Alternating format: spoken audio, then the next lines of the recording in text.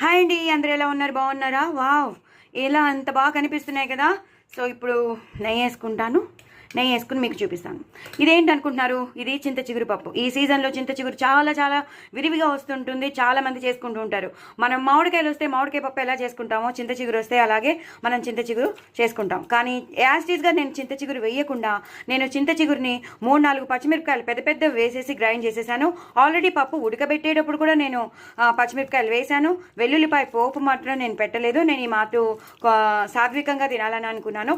వెల్లుల్లిపాయ పోపు వేసుకోవాల్సిన వాళ్ళు వెల్లుల్లిపాయ వేసుకోవచ్చు, అలాగే అదే వేసుకోవచ్చు మాట. నేను మాత్రం వేయలేదు. నేను చాలా మామూలుగా సింపుల్గా చేద్దామని చేసేసాను. కానీ అప్పడాలు నంచుకోండి, అలాగే ఈ మిరపకాయలు నంచుకోండి, అదిరిపోతుంది. ఎందుకంటే పుల్ల పుల్లగా ఉంటుంది కాబట్టి చాలా టేస్టీగా ఉంటుంది. ఎక్కువ ఇంగు పోపు పెట్టుకోండి చక్కగా. అన్నీ నేను ఎలా చేశానో రెసిపీ కూడా నేను పంపిస్తున్నాను. ఎక్కువ కొత్తిమీర వేసుకోండి, అలాగే ఎక్కువ నెయ్యి వేసుకుని తినండి. చాలా చాలా టేస్టీగా ఉంటుంది. చింత చిగురు పప్పు ఎంత బాగుంటుందంటే 2-3 సార్లు తినేస్తాం. ఇంకా దీని తర్వాత పెరుగన్నమే తింటాం. అంత కడుపు నిండిపోతుంది. మన ఇంట్లో ఆవకాయ ఉన్నా, ముక్కలు బద్దలు పచ్చడి ఉన్నా, ఏదైనా సరే మామిడికాయ పచ్చడి ఏది ఉంటే అది నంచుకోండి, ఇంకా అదిరిపోతుంది. సో డూ ట్రై ఇట్ అండి. నా ఛానల్ మాత్రం సబ్స్క్రైబ్ చేసుకోవడం అసలు మర్చిపోద్దు.